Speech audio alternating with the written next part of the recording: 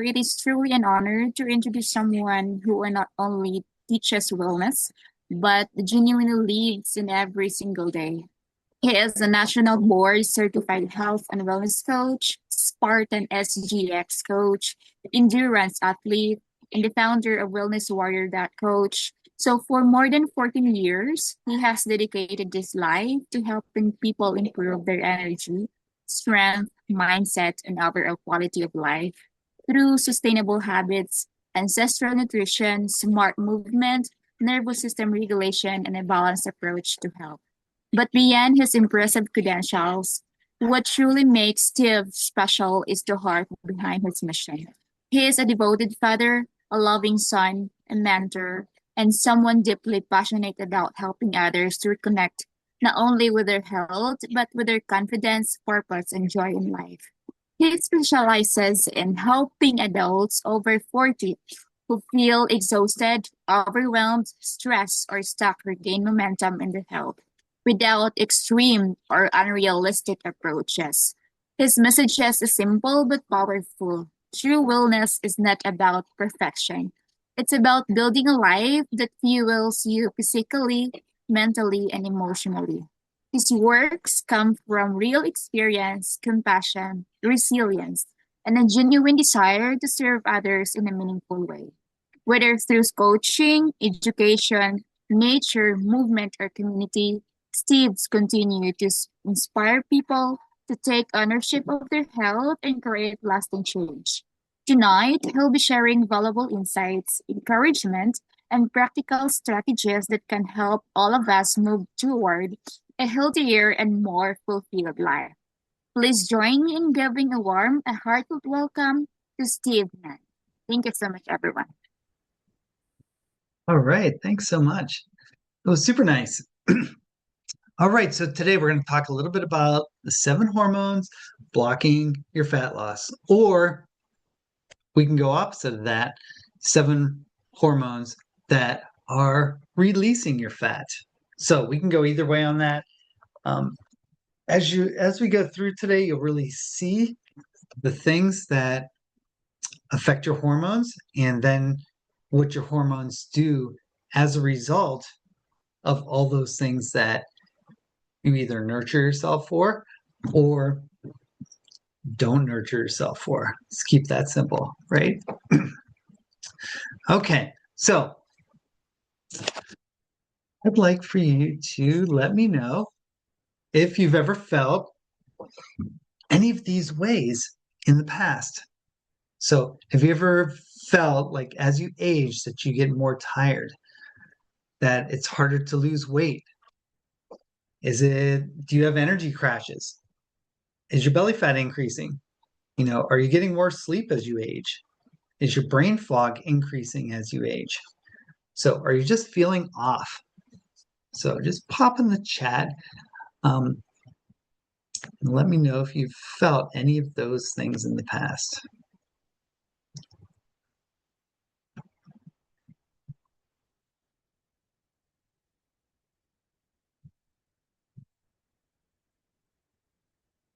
The picture over on the right is a picture of me when I was feeling more tired. I didn't even think about losing weight at that particular time because I was having these energy crashes. My belly fat was increasing. I was having worse sleep, although at the time I really didn't realize it. I definitely had brain fog at the time, but again, I really didn't realize it. And I did feel off. So Dana says, yeah, it's hard to lose weight as we get older. The old things that used to work for us in the past don't necessarily work for us today. So as we age, things tend to get, I'm not going to say harder. I'm going to say we need to approach things a little bit differently. So this is more common than people think. All right. Why? Because in our society today, we have super high performing adults or people that think they need to be super high performing that are working from the moment that they get up. And maybe that work is not work related, but it's also family related. And then, you know, other related as we move through the day. Most of us are very stress overloaded. So you may be thinking to yourself, well, I really don't feel stress overloaded at this particular time. But think about all the things that are going on. All right. Maybe you have kids and maybe you have to worry about them or getting them to different places. Maybe if you drive in a car, that's a stressful event. All right. Modern life is stressful. We have inputs coming at us all the time that we need to think about, or that we really don't think about as we go through our day-to-day life. And for a lot of us, we're always on. We're always ready for the next thing. And what do we try to do? We try to just push harder. You know, we're always pushing harder, pushing harder, pushing harder, especially when you have a family or you're an entrepreneur. You always want to push harder. So I'm sure you can think about if spend a minute and think about 4 or 5 people that you know that fit maybe one of those categories, maybe two of those categories, maybe all the categories. Maybe you fit all the categories. Think about that. I know I was in many of these categories at a lot of times during my life. So what happened next? The moment I realized that working harder is not healthier, right?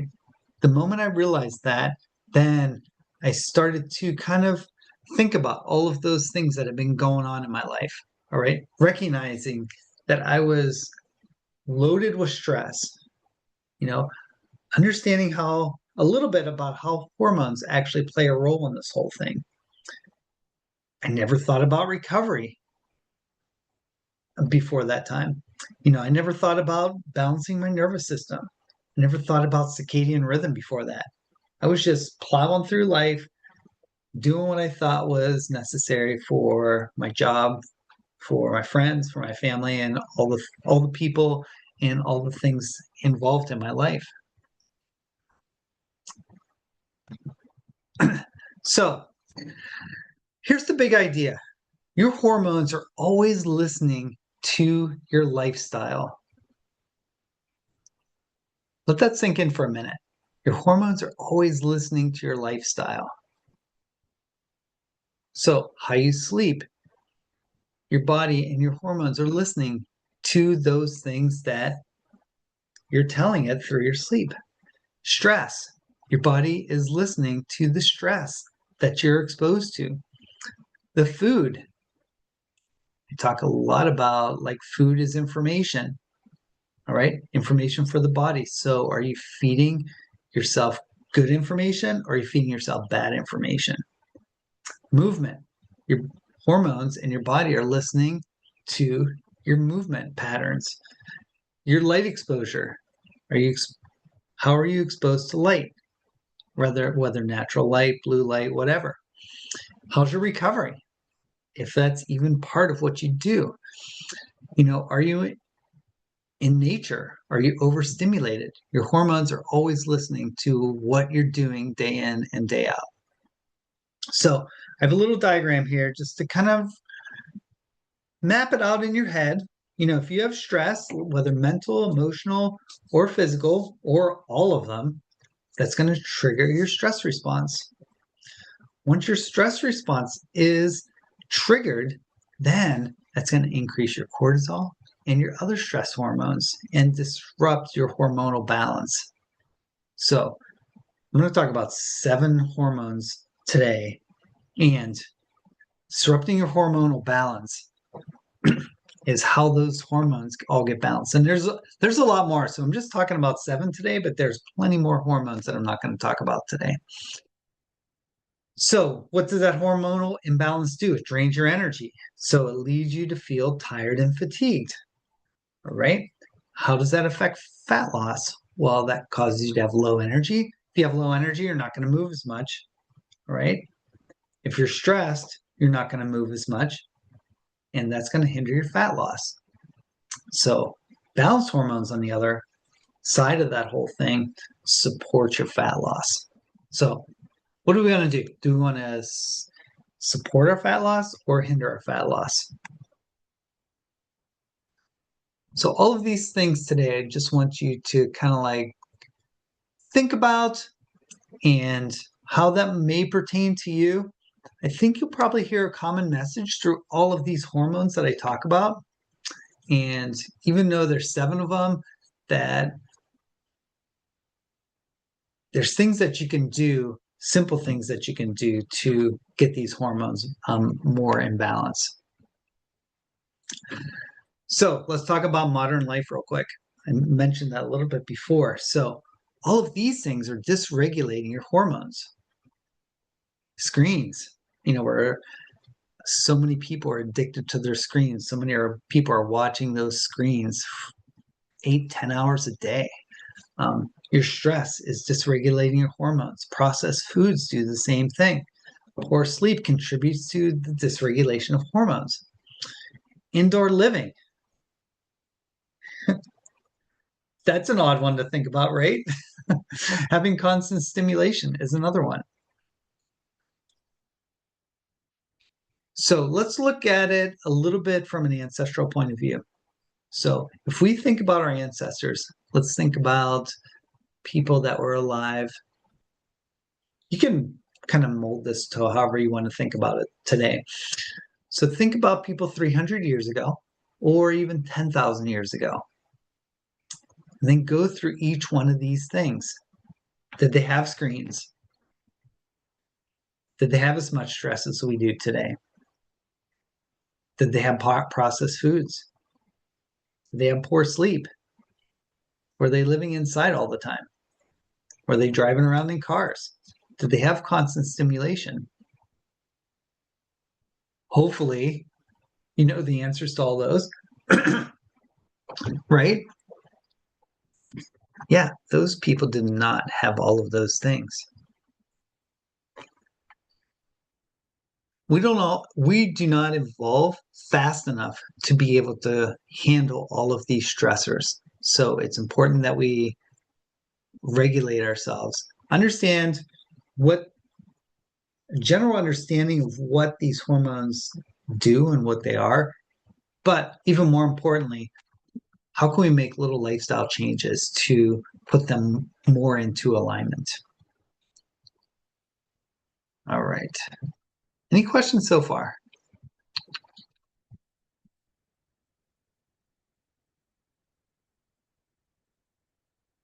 All right, you can just pop them in the chat if anything comes up. So here's the 7 that I'm going to talk about very briefly. The ones that go together are kind of cortisol and melatonin. Insulin kind of hangs out there by itself, although glycogen is its opposite side of insulin. Leptin and ghrelin go together. Thyroid hormones and testosterone and estrogen. So again, I am not an endocrinologist, so being able to explain the molecular details of all these is way beyond my brain. I'm sure I could figure it out if I had a couple months to do that, but that's not really what we're here for. We're here for optimization and understanding these hormones a little bit and how they get influenced. But the bigger picture is how can we manipulate our lifestyle to optimize these things so we can live better, more optimally, and happier, right? Happiness is the most important thing of all these things. So let's talk about cortisol a little bit. Cortisol is a survival hormone. All right. It helps you survive. It keeps you alert. It keeps you aware of what's going on. And it helps with your stress response. All right. What happens when your cortisol is overloaded. You tend to hang on to belly fat, you get tired, and you have poor sleep, and you have more cravings. So those cravings are going to dovetail into those other hormones that we're going to be talking about today. So can you think of a time in your life where your cortisol was a little higher than maybe it is today, or maybe your cortisol today is even higher than it was a week ago or 2 weeks ago?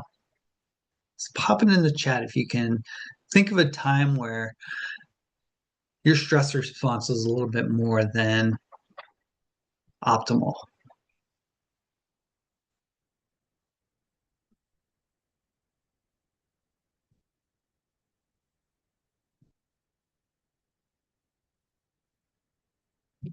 So while you're thinking about that,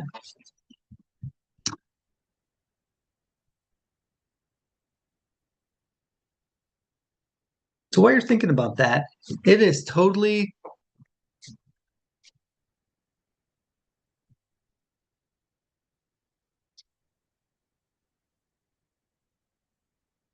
Mike just popped in there saying his cortisol's up a little bit because he's starting a workshop here in 40 minutes. So, thanks for dropping by, Mike. Appreciate it. And I'll send you the replay when we're finished here. But good luck on your presentation. Appreciate you popping in. Yeah, if you remember that picture from before, for me, my cortisol was way up because I was dealing with, work stresses. And if you ever had kids before, they stress you out. I know Jackie can tell you that her kids have stressed her out at different times in her life and has gotten her cortisol up a bit. So hopefully it's less now than it was before. But there's a lot of things that happen to get our cortisol up. And what happened? You saw that picture before. I had more belly fat. I can tell you right now that I was tired all the time. I didn't even think about my sleep. And obviously, when I had a few extra pounds, that I was holding on to fat and I had more cravings. All right. So here's a picture. And I want you to look at that picture and you can pop in the chat. Do you feel like any of these things in this particular situation have their cortisol up? If you pop in the chat, if anything, you can pop it in there. If no, just put no.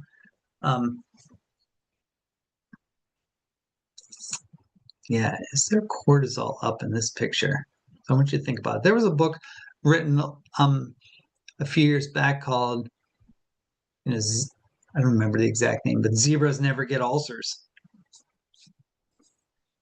So why do they never get ulcers? So think about this picture. Do these zebras look like they're stressed out? Not so much, right? Do these lions look like they're stressed out? No, they're just chilling, right? And think about how their stress is different than our stress, right? Most people are stressed all day, every day. And their cortisol is up all the time and they're always in survival mode. For a zebra, think about it. When do they need to be in survival mode? Well, when the lion gets up and the lion wants a meal and is going to chase him around. So if you've ever seen any videos of lions, what do the zebras do as soon as the lions catch the zebra? If you've ever noticed that before. Yeah, they go back to grazing. Even if the lion's like 2 feet away, they're still just, walking around grazing. They're not on alert anymore. They've already calmed down. They know they're not going to get eaten and their stress response is not activated. So that's what we're designed to do. If a saber-toothed tiger is chasing us, our cortisol goes up and we run, try to get away. if we get away, then theoretically our cortisol comes down. But most people have their cortisol up all the time. All right, so what did I do back in 2011 to start calming my system down? All right, I started walking outdoors. I am walking outdoors in this picture right here. Although it's a little stressful situation, but I'm walking outdoors.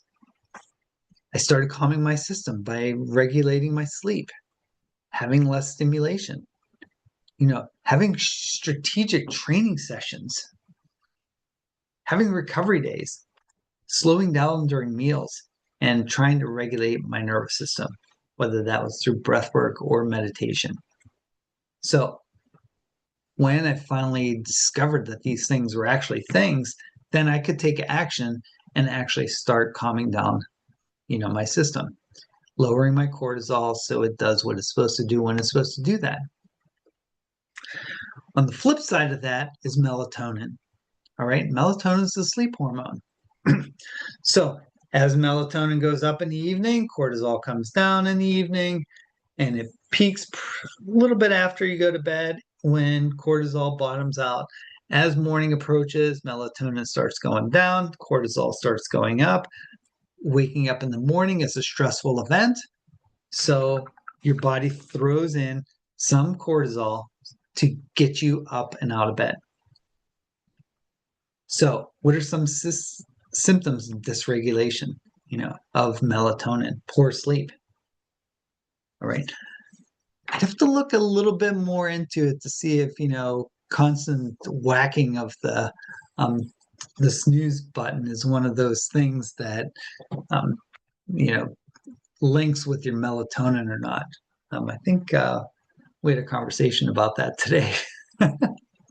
So some other symptoms of dysregulation of melatonin is, you're wired, you have a ton of energy, but you're still kind of, lethargic really quickly, difficulty recovering, waking up exhausted, that could be a sign of dysregulation of these systems. All right, so how do we maximize melatonin? So there was one coach that I had that said to treat sleep like it's your job. All right, treat sleep like it's performance training. All right, how do you do that? How can you center that so you can maximize the amount of melatonin? So get sunlight exposure during the day when the sun's out. Have a very tight nighttime routine. I call those PM bookends. Reduce your screen time. And probably most importantly is to have consistency at this time of day. All right. And I offer you a sleep challenge. The same coach also challenged all of the people that were in this, group session to get 1 extra hour of sleep. So if you're stressed and you feel like your melatonin isn't where it needs to be, you're probably going to bed 30 minutes earlier or maybe 1 hour earlier and see if that makes a difference. So I will tell you right now that I went from having 6 plus hours a night to 7+ hours a night. And that really made a huge difference for me. Everybody's different, but for me, that made a humongous difference. So that's your sleep challenge. All right, the next hormone is insulin, the blood sugar hormone. So it also is involved in energy storage. So the more sugar, the more insulin you have in your system, the more chances you have of that sugar being stored in your body. Insulin's also, along with this whole thing, it is involved in blood sugar regulation. So symptoms of dysregulation, having energy crashes, having cravings at weird times, stubborn fat that you just can't get rid of is a sign that your insulin is dysregulated. All right, we want to be able to mobilize those things. So, getting your insulin levels optimized is also another thing. So, what helped me? So, how did I stabilize my hormones? And I think Dana will probably tell you the same thing. Back in 2011, I changed things and ate more protein. So I didn't necessarily at that time have protein first attitude, but protein's going to slow down that absorption of sugar in your system because your body has to worry about the protein too. Having whole foods is another way. When you have whole foods like you see here, so like the avocado. If you have an avocado, not only does it have healthy fat in it, and it's a whole food, but it also has a lot of fiber with it too. So anytime you have fiber, that'll slow down the sugar absorption process and slow down how much insulin is created. Walking after eating, that's huge. Why? Because after you eat, you're going to throw sugar into the system. All right. If you take a walk right after you eat, that mobilizes some of that. You're using your muscles, so your body's got to deliver that sugar to the places that it needs it so you can keep moving. So that's why walking is such a great idea after you eat, or even doing any exercise, actually. But walking in particular, walking is pretty easy for most people. Reducing processed food. Processed foods really breaks things down to a really small level where a lot of those processed foods are packed with sugar and the fiber is pretty much taken out. So there's nothing to slow down the absorption. In your meal structure. So, we've been talking about with some of my clients about meal structure. When should we eat? There's a circadian rhythm for sleeping. There's also a circadian rhythm for eating. Your body wants to eat at certain times and it wants to be predictable. Anybody have any questions at this point?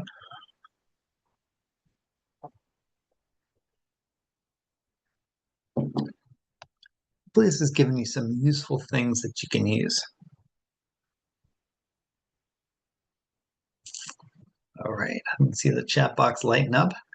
Feel free to pop anything in there at any time. All right, two that a lot of people haven't heard of before is leptin and ghrelin. All right, leptin is the hormone that basically tells your body that you're full. Ghrelin is the hunger hormone. So when those things are dysregulated, you tend to eat more because your body's interpreting this signal from ghrelin to continue to eat. So if you have cravings or you're never satisfied or you have late night hunger, you stress eat, you have emotional exhaustion, you feel disconnected from your hunger signals, that could all be signals that your leptin and ghrelin hormones are out of whack. Crazy, isn't it? Very crazy. So how do we re-regulate our leptin and ghrelin? I really hope that you, and I'm going to ask you this later, so I hope you're really seeing some patterns for, we've only talked about, 3 or 4 hormones, and think about what are those common threads to regulate all of them. All right, so for leptin and ghrelin, eating enough protein, getting enough healthy fat, it's going to slow down your digestion, slow down how those things move into your system, and limit that sugar from hopping into your bloodstream as fast. All right, improving your sleep is going to help regulate those 2 hormones. Slowing your meals down. Reduce stress eating. So sometimes, I think Dana and I talked about this earlier, is like, okay, being more aware of when you need to eat. All right. The other important thing in this whole process with leptin and ghrelin is that your body isn't always very good at telling your brain that you're either hungry or thirsty. So sometimes those signals get misinterpreted by your brain. So if you're on a journey in health and wellness and you're trying to lose a little bit of weight, it's always good when you're hungry to take some water first. And then listen to your system, listen to your body, maybe 10, 15 minutes. If you're still hungry, okay, maybe you need to eat something. But if you're not, maybe that was just your body's signal saying, hey, it's time to get some water. It's time to hydrate. So play around with that too. So if you're stressing a lot, or if you just feel like you're hungry a lot, try the good old water trick and see if that can help suppress some of those signals that you're getting from your brain. All right. Again, hopefully you're seeing some signals here or some common threads throughout this whole thing. All right. Thyroid is our metabolism hormone. All right. What is this affected by? So I thought this one was particularly interesting because there's so many people that have thyroid problems. All right. Your thyroid is affected by stress. And cortisol is one of those things that slowed the function of the thyroid. Poor sleep is going to affect your thyroid. High blood sugar is going to affect your thyroid. Overtraining can affect your thyroid. Incomplete nutrition can affect your thyroid. So think about these people that get their thyroids out. What did they do before that to make that thyroid not as functional? Like I said, I'm not an endocrinologist. They would be able to tell you the chemical formulas and biochemistry of that whole thing. But if you're stressed, you got poor sleep, you have high sugar, you're overtraining, and you have incomplete nutrition, that's going to be a stressor on your thyroid too. All right, testosterone and estrogen, these are our vitality hormones. I have a hard time thinking about that one. I had to put this in here straight away.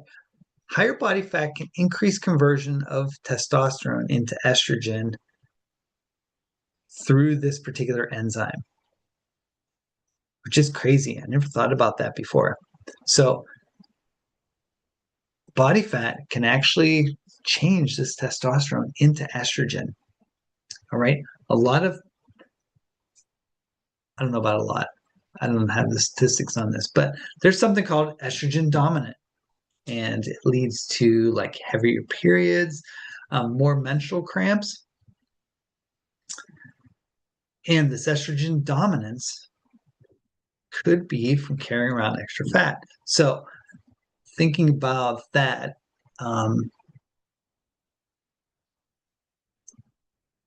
thinking about people that are a little bit overweight, and if they can think about if they complain about their periods a lot, they have a lot of cramping, or they have really, really, really heavy bleeding. It could be because they're carrying around some extra fat and it's changing the testosterone into estrogen. And testosterone and estrogen are not exclusive to male and female. We both have, or we all have those hormones. So how do we manipulate that to be optimal? All right. Highly processed foods is going to throw this process off too. Poor sleep. Xenoestrogens. Xenoestrogens. We could have a whole like talk just on xenoestrogens, to be honest with you. Xenoestrogens are these chemicals that act like estrogens, right? They are in a lot of plastics. Um, they're in some like makeups and stuff like that. So, so things that you put directly on your skin, on your face, or you ingest, you can get these xenoestrogens. So if you ever heard of those things called man boobs, right? One of the reasons is because men have extra amount of estrogen through these extra sources. Maybe they have high body fat and they're converting that testosterone into estrogen. Or maybe they're getting these xenoestrogens. So let me give you a few tips on that. Let's see. Okay, so xenoestrogens. Again, we can talk about that for hours upon hours. So I'm just going to give you a couple places where xenoestrogens might enter into your system. So first of all, I mentioned plastics. So plastics, when you heat plastics up in the microwave, there's estrogen-like molecules that can absorb into your food. Then you ingest those, and then that's how those estrogen-like molecules get into your system. All right, so that's one way. Some makeups have some these xenoestrogen in them, and putting them on your face. Remember, your skin is very, very absorbent. So when you put those on your face, they can go into your system and cause an endocrine problem. You can drop me a message later. I have some sources of where you can check out, your food and your beauty products to see if they're actually clean or not.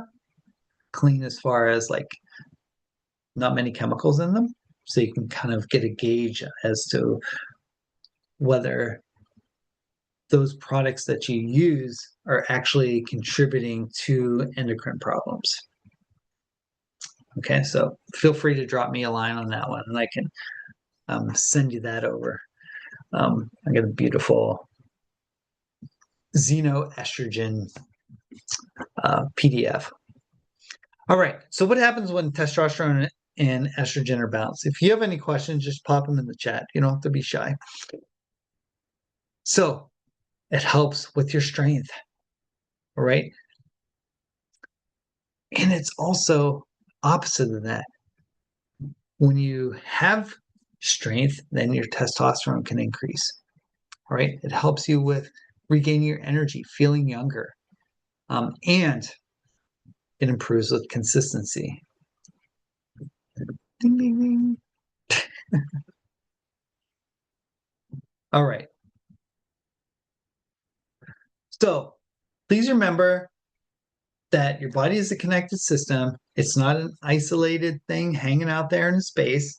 And if you're in this survival mode, of stress, poor sleep, cravings, inflammation, fatigue, and fat storage, these are all signals that your hormones might be working against you.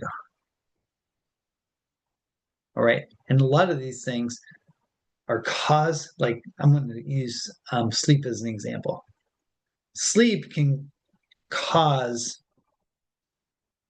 these endocrine problems, but some of the other hormones can cause poor sleep, like cortisol.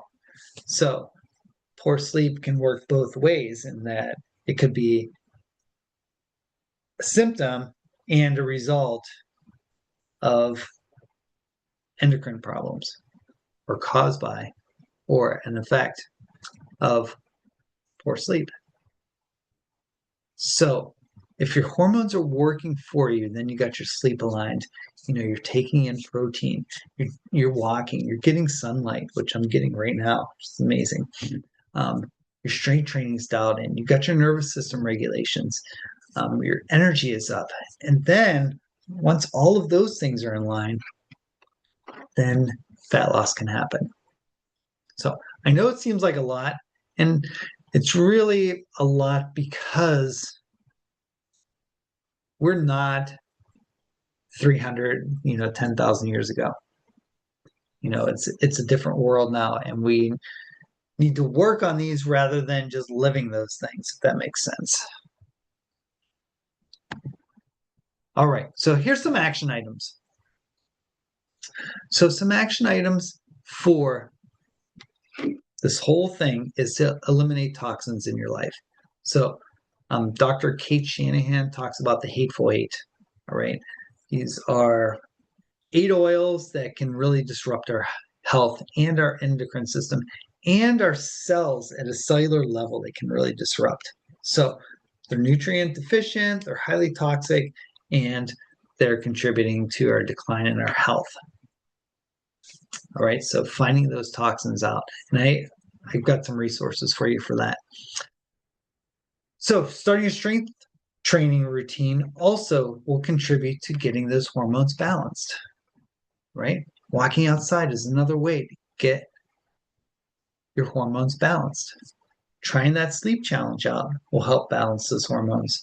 And number one is consistency. Being consistent with all of those things. Understand that your body wants consistency. It wants to, be very regimented in order to function as best as it can. Any question about these?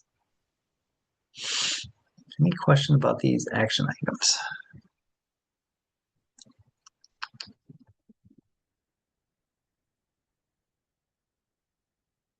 While you're thinking about that, restaurants are always like, oh, we use canola oil. That's great. But yeah, it's been highly processed. And anything that's highly processed, often by the time it gets to you, those oils are already rancid. All right. They don't have any nutritional value. And the way they create these oils is, it's horrible. I think I talked to somebody about that today. It's like, okay, in order to, so think about a vegetable. All right, vegetable oil is not on here, but can you imagine getting oil out of a vegetable? What you have to do to it? I can't imagine a carrot. I think Dana and I talked about this today. I can't imagine a carrot getting an oil out of a carrot. Doesn't even make sense in my brain that's even a possibility. I don't know how you do it. It boggles my mind. All right. So, success stories. So first of all, I'm a success story because I've done a lot of these things, and a lot of those issues that I mentioned about each of these different hormones have resolved, right? You're always going to have things that haven't resolved just because, we put ourselves through a lot of crap throughout our whole lives. But getting all of these other things in line really help make you a happy person. So, wasn't very happy on the left. As you can see, I'm a lot happier on the right. And that was a very recent picture. That was 2 weeks ago. And let me talk about Richard a little bit. So Richard was somebody that I worked with in the past, and he was extremely overweight. And we didn't talk about these hormones specifically, but we talked about all of those things that would help balance all of those hormones. What happened to Richard? Richard was a lot happier after his program. Richard lost 70 pounds in a couple years. All right. Responsible weight loss for him. He just felt better in his own skin. He was even happy. I think the thing that brought him the most joy was taking his clothes that he never wanted to ever fit into again and donating them. That was the thing that gave him the most joy out of this whole process. Dana, would you like to add anything? You can come off mic or off mute if you want to.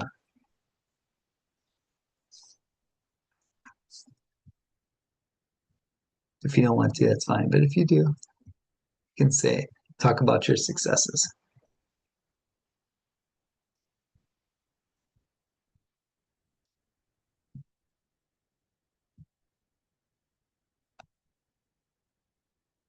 All right, just pop a note in the chat if you want to pop on. And I'll talk about Kayvon. Kayvon has been to a couple of these webinars, and Kayvon's a health and wellness coach as well. But Kayvon, did have a little bit extra around the middle, and he wasn't doing all the things that go into balancing your hormones. So he started to do some things that he hadn't done in the past, like work on his breath work and his meditation and being peaceful, and actually going outdoors was one of the things that he also amped up, and he does that a lot more now. And what happened? He started to lose weight. He didn't have a lot of weight to lose, but he had some, but it distributed differently. He started a weight training program, so he gained muscle and lost fat, and he really could see it over time. So, balancing those hormones and being able to be successful. All right.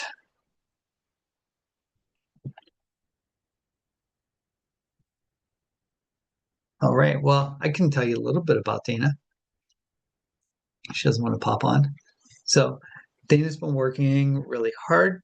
One of the things that she mentioned very recently was that her strength, she really could tell that her strength training program was doing something, because when she would fall off for a few days, she can really notice it in her body. She was paying more attention to her body and being able to see that, this is making a big difference in how I feel. All right. And that's one step to get those hormones back in balance. And she was pretty happy about that, which is really cool, amongst other things, but that's one thing. All right. What else we got here? So in conclusion, I wanted to put these quotes directly on here so you can see them as I say them. So I mentioned this at the beginning. Your body is adapting to the signals that it receives every day. So what signals are you giving your body every day? Is it supportive of your hormones or unsupportive of your hormones? When you change the signals, your body can finally start working for you instead of against you. Yeah, let's give it the right signals. And this one is great. Your lifestyle either creates an environment for hormonal resilience or for hormonal dysfunction.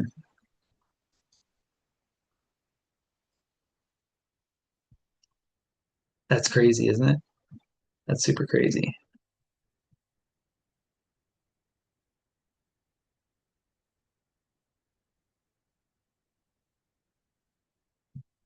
So Dana just popped in the chat. She's had huge success with her nervous system regulations with meditation. Strength training has helped a ton. Consistency is the key for her, and it just takes practice and patience. Yeah. If you're 50 years old and you're just starting this journey, you can't expect things to happen, in a month or even 2 months. All right. It's hard to reverse 40, 50 years worth of whatever you've done to yourself. I think it's going to change really fast. So it takes this consistency. The consistency is so, so important. Thank you for sharing that, Dana. I appreciate that. All right. So what's next? So if you would like a strategy call where we can talk about how we can start regulating your hormones, I'd love to talk to you about that. I do have a coaching program too, but let's do a strategy call first, and then we can talk about the other stuff. My gift for those people that are here today is to give you a free guide about your hormones and food in particular, and how we can use food to not only support our hormones, but also to support our brain health. And this is fabulous. You're not going to be disappointed when you get this. This is just phenomenal. And Faye helped me with that too. So I appreciate that. I have a community that I'm building to help people come together with common things that are going on to be able to share those things and work on those things together.